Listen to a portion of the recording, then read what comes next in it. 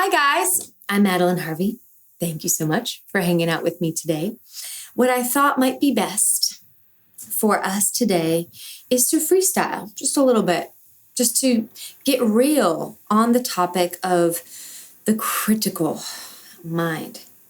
We all got one, and it's not always pretty.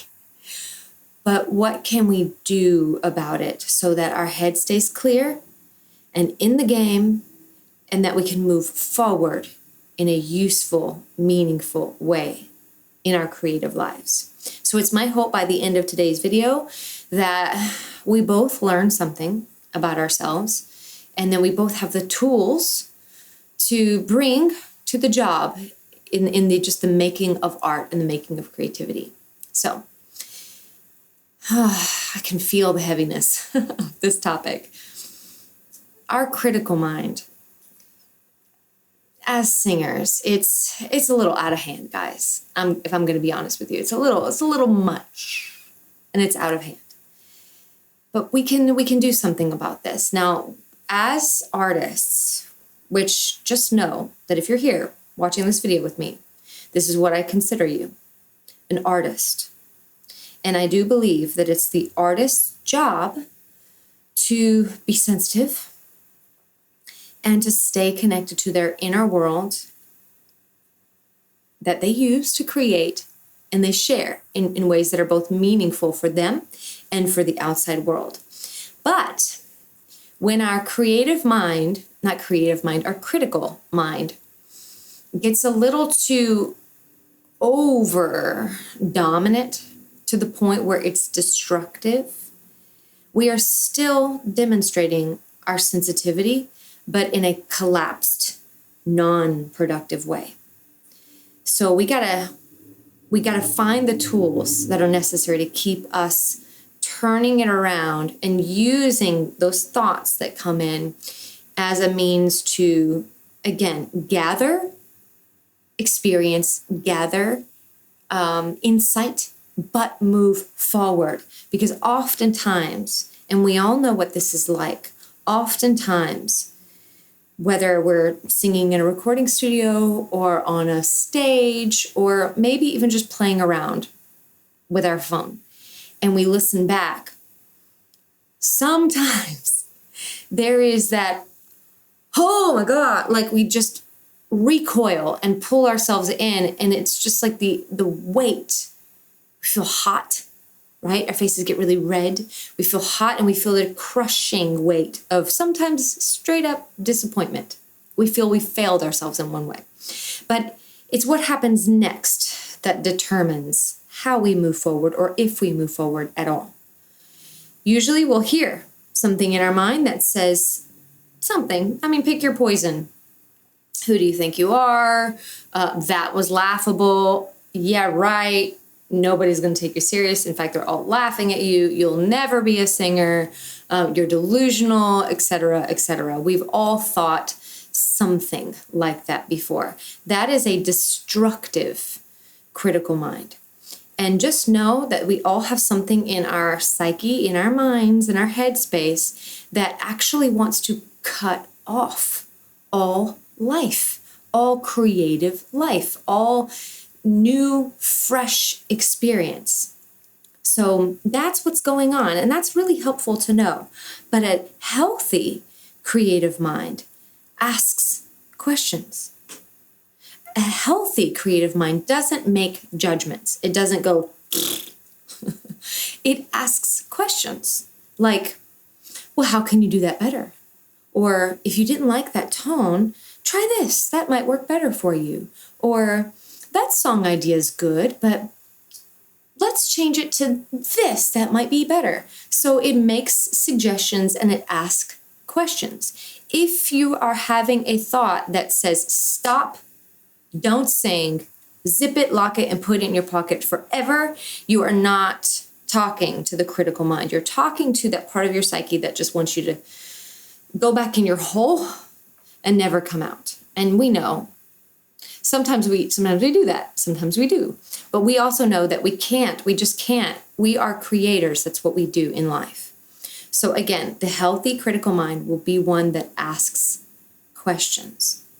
So as you're recording, as you're singing, and you do something, in hindsight, of course, I'd rather you not be thinking about it in the moment that you're singing, but let's say after you've sung and you're watching and you're observing and you're assessing.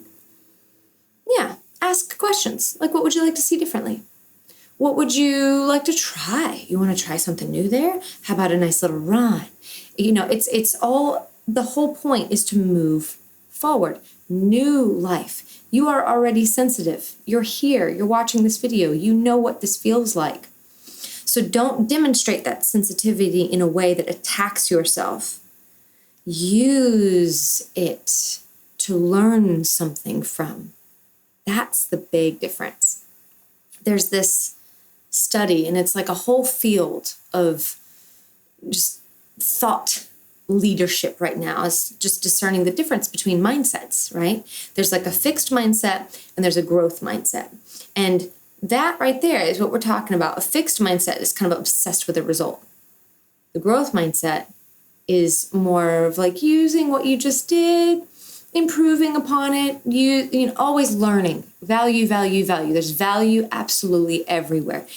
That way you stay connected to your joy, you stay connected to the fun, and you're sort of aiming for that. So we can also demonstrate an overly critical mind by looking at our singing as something that is too stringent, too strict. We have to meet this laundry list of criteria, and that's how we will know that we are a good singer. Now, I only air quote that because that's subjective, right? Like, who's a good singer, who's not a good singer? Well, that depends on taste, and that's just furthermore what you just resonate to, right? That's all right.